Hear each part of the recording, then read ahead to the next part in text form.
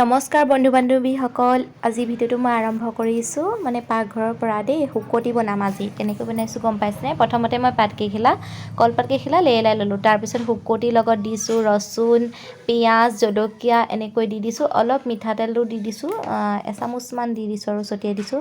তাৰপিছত শুকতিখিনি মই ভালকৈ এনেকৈ কলপাতত মেৰিয়াই লৈছোঁ।